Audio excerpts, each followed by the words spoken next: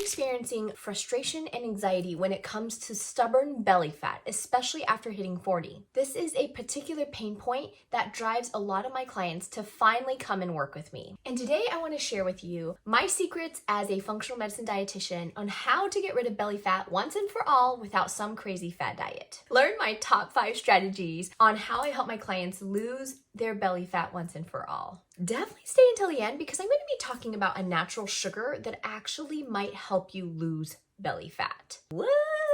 I know. I'm going to cover the science too, so stick around. Hey there, May Tom here. I'm a registered dietitian and functional medicine practitioner, and I absolutely love helping men and women over 40 look and feel their best by optimizing their metabolism, health span, and hormones. This is the channel to subscribe to if you want the latest science and strategies to help you look and feel your best. Definitely, if you haven't already, download my must-have food guide for boosting your metabolism. The number one strategy I use to help my clients get rid of belly fat is to improve their insulin resistance.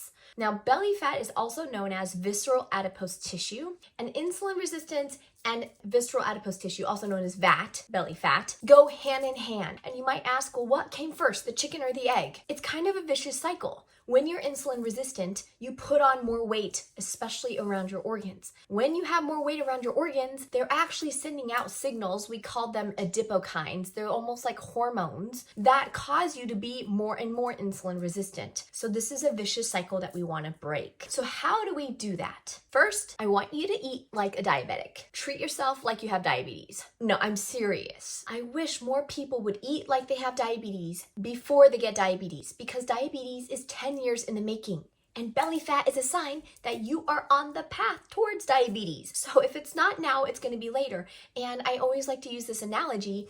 If you were the Titanic and you see the tip of the iceberg in the distance, do you want to change course or do you want to just keep going ahead the way you're going? Because you will end up with diabetes eventually. Trust me, I was devastated with the diabetes diagnosis when I was pregnant, but it actually became the biggest blessing that I could ever have. I learned more about how to eat during those 4 months of my pregnancy than all the years of training I did as a dietitian. And now I am really good at dialing blood sugars for a lot of people I work with.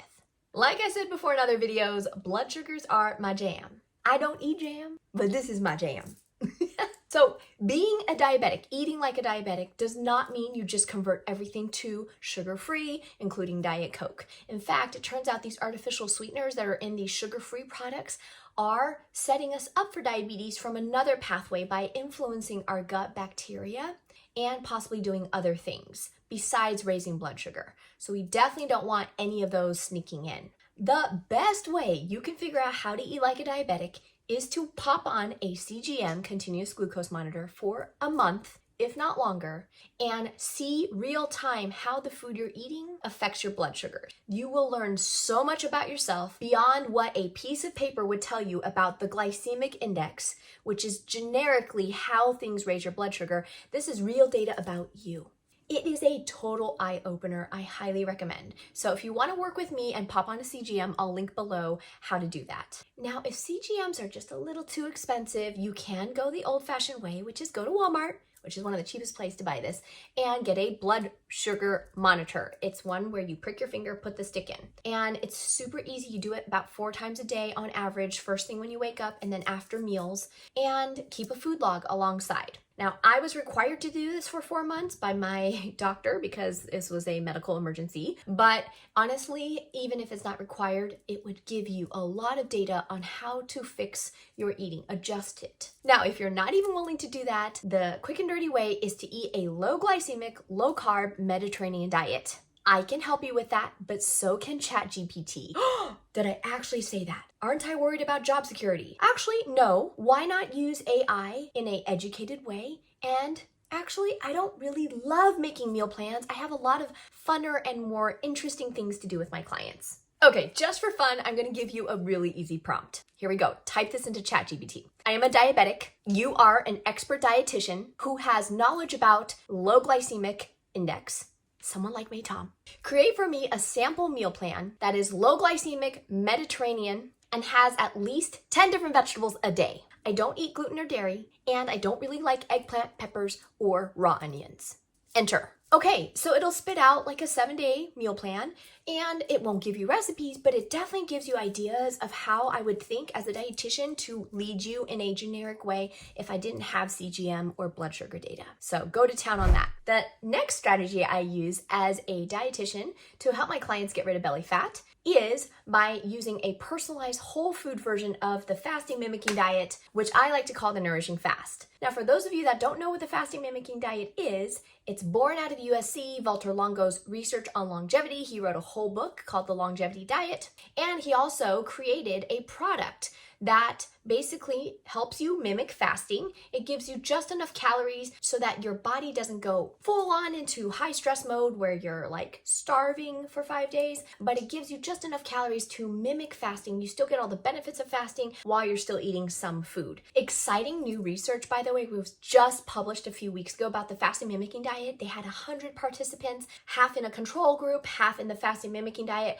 They did 5 days of the fasting mimicking diet, 3 months, every month, 5 days, 3 months in a row. We call that 3 rounds of the fasting mimicking diet.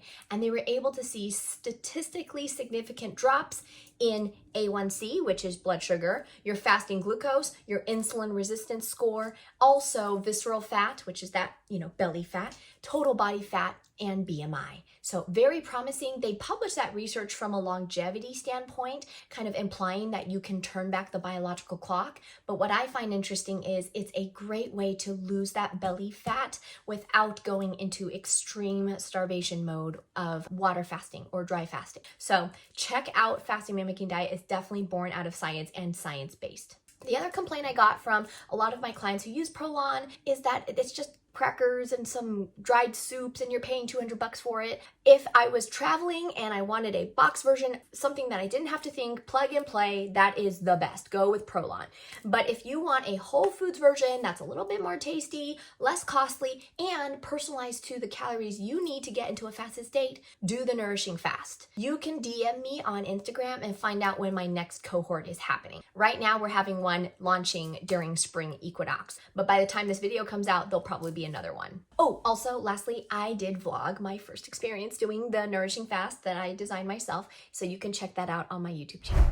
The next strategy I use as a dietitian to help my clients get rid of belly fat in their 40s is to really drop out the saturated fat in people's diets, especially if they have certain genetic markers. Now, I am spoiled. I get to work at a clinic where our sister company is a genomics company, also known as Intellex DNA. Check them out. But I get to see genomics on all my patients, which is a luxury. If you've done gene testing, certain genes do predispose you to being sensitive to saturated fat, where it really adds to your waistline very quickly. Some of the genes I'll just list here so you know is STAT3, ApoA2, something called ENPP1, and another gene called IGF2BP2. Now, I know genes sound like a bunch of license plates, and you don't have to memorize this list, but just know that if you have tendencies to put on belly fat, there is a big chance that you have one of the genes that has this kind of propensity where you put on belly fat because of saturated fat.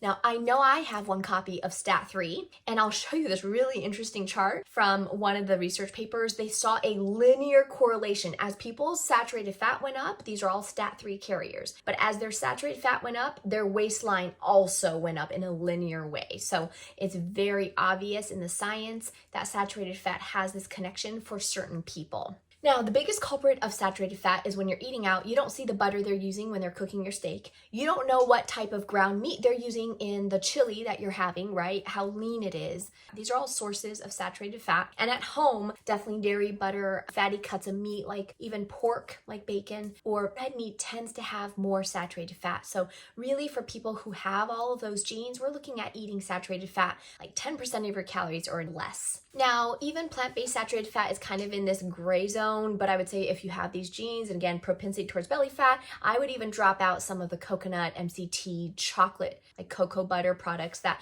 are plant-based sources of saturated fat. The next strategy I use as a dietitian to help my clients get rid of belly fat, especially in their 40s and beyond, is to activate something called AMPK. Now, I don't want this to be too science heavy where I lose you, but AMPK is basically something that senses fuel availability in the body. And when it doesn't sense there's enough fuel, it activates and in a positive way helps to mobilize fat. That is the most simplified version I can give you. Now, there are things that we know help activate AMPK, and I'm going to cover some of the basics. Plus, there now are supplements like an AMPK activator, which again, I can put a link down below if you just want to go straight to that. But some of these lifestyle ones are really interesting. So what things activate AMPK? I just talked about cocoa butter from a saturated fat standpoint, but cocoa polyphenols, the antioxidants in chocolate, which isn't attached to the fat necessarily, turns out is a great AMPK activator. Another positive about chocolate,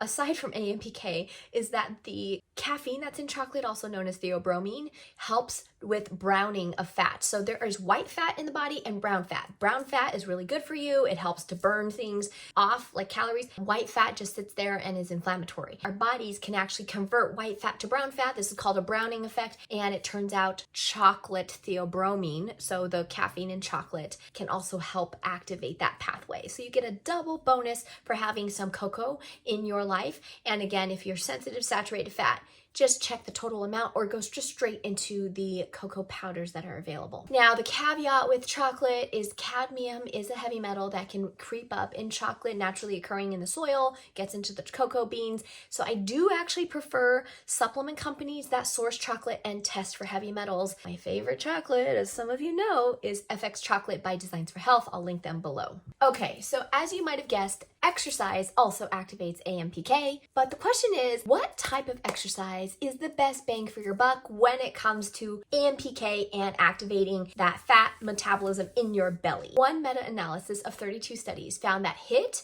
which is high intensity interval training, and moderate intensity aerobic exercise was more beneficial to lowering visceral adipose tissue than resistance training or sprint interval training. The effective dose was 3 times a week for 12 to 16 weeks, so this is 3 to 4 months, of either 30 to 60 minutes of the moderate intensity aerobic training or 30 to 60 minutes of HIIT, or even less than 30 minutes of HIIT. So we don't really know what the threshold for HIIT is, but even less than 30 minutes activates this pathway. Other research has shown that exercise does activate AMPK in an intensity-dependent manner, with the threshold being about 60% max aerobic capacity. But very prolonged low-intensity exercise also activated AMPK. All of this is to say, movement of specific kinds definitely plays a role in lowering belly fat. So if you're a fan of HIIT, I would do the HIIT. If you like moderate intensity aerobic exercise like cycling or a spin class,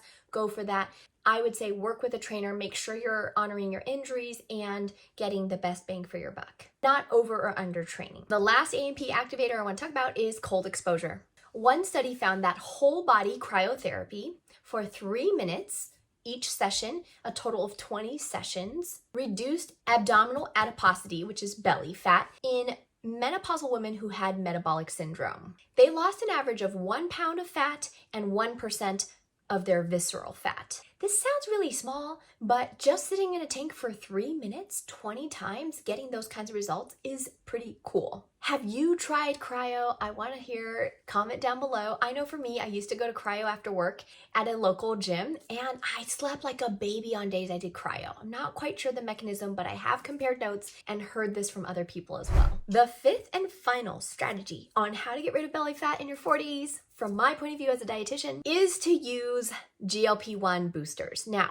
what is GLP-1? Some of you have heard of Ozempic or Wegovy. These are GLP activators, and they're prescription. They are weight loss medications, all the rage right now. Now, GLP-1 stands for glucagon-like peptide 1. It basically delays gastric emptying, plus it helps lower glucagon production. So your pancreas makes 2 hormones, insulin from beta cells, glucagon from alpha cells. They balance each other out. Think yin and yang. Insulin helps lower blood sugar, glucagon helps raise it. So if we block glucagon, we're going to be lowering blood sugar. So you can see these GLP-1s, so they influence blood sugar and they also influence appetite. And that's how we get overall weight loss. Now, overall weight loss, just like you can't spot treat when you're training, overall weight loss is going to reduce belly fat. There is no doubt about that. So if you are overweight plus you have a belly, looking at some of these natural GLP-1 boosters is a strategy, even if you're not ready to do Ozempic and Wegovy and all of those other drugs. Now, there are side effects. When people come off of those and they didn't change any of their habits, we see rebound, we see some GI distress in a lot of people. There are people that get on and are really afraid of getting off. So I do have some issues with that, but I have seen it work for a lot of people. But in terms of natural boosters, this is super cool. There is a natural sugar that is a GLP-1 activator, and it is allulose. Yes, you've heard me say allulose before, but the science behind allulose is really just coming out. Isn't that crazy that a sugar could potentially help you lose belly fat? Now, I don't see research papers claiming this, so I'm not making this as a claim, but I'm seeing the science and going, holy cow, if something like this could support blood sugar, yes, this is great and crazy that a sugar could potentially help you lose belly fat. Now, this is where the science is at of having me make this kind of conclusion preliminarily. Rat studies definitely confirm that allulose activates GLP-1, but there are human studies that show it actually lowers blood sugars after meals. So we call that a postprandial glucose lowering effect. I know that's a mouthful, but let's say you ate bread and it normally spikes you this high. If you had allulose before you ate the bread, you might spike this high. That's really interesting because people who are insulin resistant now have a way of controlling blood sugars outside of just controlling their diet by using something like allulose. Pretty exciting. My favorite allulose company right now is called RX Sugar. I'll link them down below. They sell liquid, they sell powders, they also sell these chocolate treats that are just 80 calories and are just sweetened with allulose alone. They're so good that my kids will steal it out of my office. I like to cut it up and put it on chia seed pudding, so it's just like a little treat and they're not just eating a bar at a time, but they're really good. And they're all made of allulose, so check them out. Now, there are other GLP-1 activators that could potentially help you with the belly fat, and I'm just gonna list them. There is research backing this up, but again, this is not like mainstream yet. Berberine tea, cinnamon, curcumin, resveratrol, soy, even wheat, which is interesting, right? People say wheat is bad. Well, gluten may be bad, but there might be some other things in wheat that's good. Final and last GLP-1 booster that I think is super interesting is your gut microbiome. So this comes back to my first point that I always tell with every client is we gotta feed our gut microbiome. So when you're eating, think, I'm not just eating for me, I'm eating for 10 billion. And what do they want? What do they thrive on? Your gut microbiome, they thrive on plant fiber. They thrive on polyphenols. But it is something that we overlook. A lot of times people who time restrict or calorie restrict in efforts to lose weight end up kicking out the polyphenols and the prebiotics altogether, and they hurt their biggest weapon down here, their gut microbiome. So definitely take care of them. They're going to take care of you. They're going to help you lose that belly weight. Plus, they're going to lower inflammation, which sometimes people have this belly fat, not just because it's fat, but also they literally have inflammation in their gut. Phew! Well, that was a fun dissertation. I hope you learned way more than some of the other videos out there on belly fat. And if you did, I want to hear about it down below so I can make more videos like this. Until next time, I'll see you soon.